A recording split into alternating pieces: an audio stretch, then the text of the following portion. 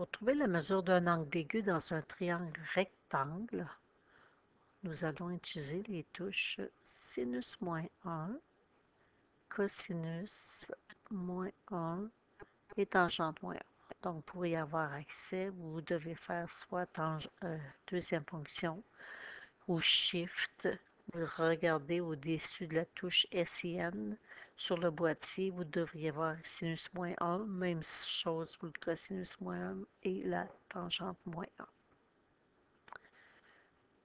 Pour le faire, vous devez avoir comme information dans votre triangle rectangle, bien, vous devez connaître la mesure de deux côtés de votre triangle rectangle. Donc, même chose qu'avec les mesures de côté. Ce que vous devez faire en partant, c'est aller donner des noms sur les côtés de votre triangle rectangle. Fait qu'on part toujours avec l'angle de 90 degrés. En face, on retrouve l'hypoténuse. Maintenant, on vous parle de l'angle PQR lorsqu'on utilise trois lettres. C'est la lettre du milieu qui désigne notre angle. Votre décision doit se prendre pour nommer les deux cathètes à partir de l'angle que l'on recherche. Fait qu'en face de l'angle Q, c'est l'opposé. Et le côté qui reste, c'est l'adjacent. Fait qu'allez écrire vos informations, l'angle, on cherche la mesure, les deux côtés dont on a l'information, c'est l'opposé, donc le haut qui vaut 3,26 cm et l'hypoténuse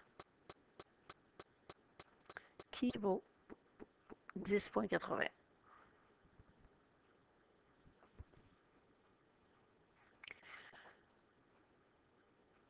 Maintenant, vous regardez OH, OH, OH, c'est sinus. Nous, on sait que le sinus de l'angle Q,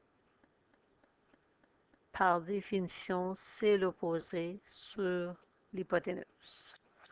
Le sinus de l'angle Q, l'opposé est 3,26 sur l'hypoténuse qui est 10,81. Vous voulez votre angle. Donc, pour avoir la mesure de l'angle, vous allez faire sinus -1 de 3,26 sur 10,81.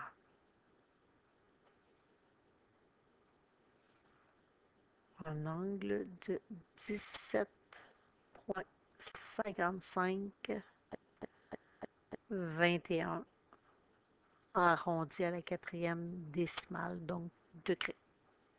Dépendamment de votre enseignant, là, vous allez peut-être voir votre angle Q égale tout de suite là, sinus -1 de l'opposé sur l'hypoténuse, puis on remplace tout de suite. Fait que prenez la façon que votre enseignant vous a donné. Ça va donner le même résultat final.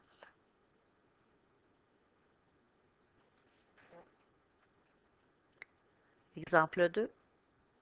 On vous donne un triangle rectangle et on vous demande de trouver la mesure de l'angle E. Donc, toujours le même principe, on part de l'angle de 90 degrés. En face, c'est l'hypoténuse.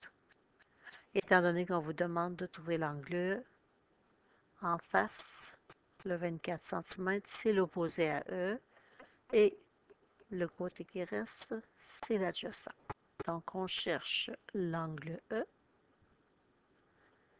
et on connaît la mesure de deux côtés dans le triangle rectangle. On a l'opposé à 24 cm, et on a l'adjacent à 10 cm. OA, dans nos trois rapports trigonométriques, OA, c'est la tangente.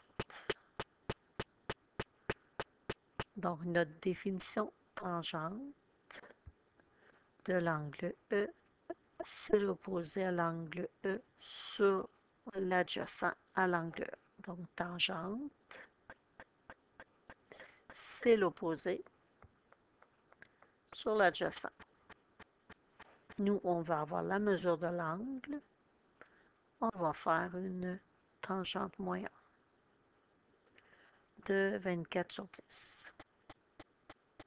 Ou encore, vous pouvez ne pas écrire ce que je viens d'écrire là, mais dire tout de suite l'angle E, c'est tangente moins 1 de O sur A. Et ensuite, allez faire votre calcul.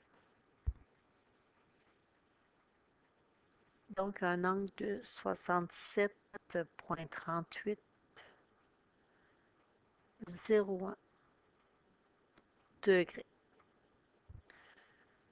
En B, la mesure de l'angle D. Donc là, faites attention, là, parce qu'on change l'angle. Donc, on va changer notre opposé, notre adjacent. L'hypoténuse ne bouge pas. L'hypoténuse, c'est le plus long des trois côtés, c'est celui en face de l'angle de 90 degrés. Mais maintenant, on me demande de trouver l'angle D. Fait qu'en face de l'angle D, le 10, c'est l'opposé. Celui qui reste, le 24, c'est l'adjacent. Donc, l'angle D, on cherche sa mesure. Ce qu'on connaît, l'opposé qui est 10 cm et l'adjacent qui est 24 cm. OA, dans nos trois rapports trigonométriques, ben, OA, c'est une tangente. Et on cherche un angle. Fait que vous pouvez écrire tout de suite, comme ici, là, tangente moins 1 de O sur A. Donc, tangente de l'angle D, c'est l'opposé sur l'adjacent. Fait que tangente D,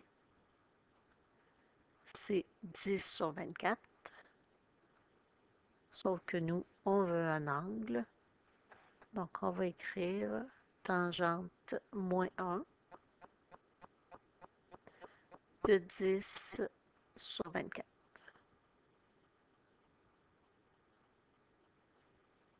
Ce qui donne un angle de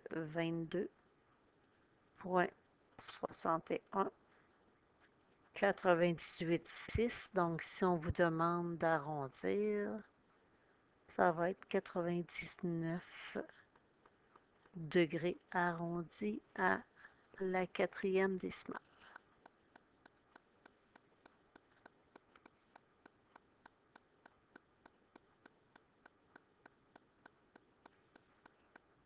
Et on aurait pu aussi trouver l'angle D autrement. Là. Ici, on avait calculé l'angle E. On avait dit que l'angle E mesurait 67,3801 degrés. Nous sommes dans un triangle et la somme des mesures des angles dans un triangle donne 180 degrés. Fait qu'on aurait pu faire 180 moins l'angle F qui vaut 90 degrés, moins l'angle qu'on vient de calculer qui était de 67,3801.